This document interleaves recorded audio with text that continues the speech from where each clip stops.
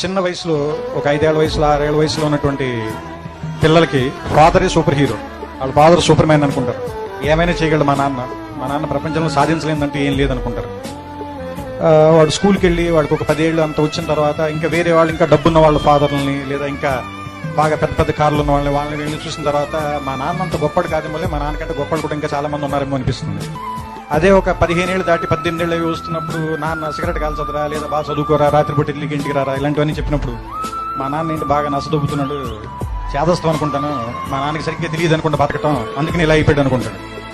వీడికి ఒక 20 ఏళ్ళు 25 ఏళ్ళు వచ్చి ఒక అమ్మాయిని పెళ్లి చేసుకున్న తర్వాత ఒక ఫ్లాట్ రెంట్కి తీసుకోవటం, ఉద్యోగం చేయటం, నెలాఖరికి వచ్చేసరికి అప్పులు చేయాల్సి రావటం, బిల్స్ కట్టాల్సి రావటం, ఇలాంటప్పుడు నాన్న మనం మరీ అనుకున్నంత వేస్ట్ ఏం కాదనుకుంటే బాగానే మేనేజ్ చేసినట్టున్నాడు 4 పిల్లలు. కానీ మనకి దీనమ్మ ఇంకా ఒక్కడిని కూడా కనకుండానే ఇంత కష్టంగా ఉంది మనకి అనిపిస్తుంది.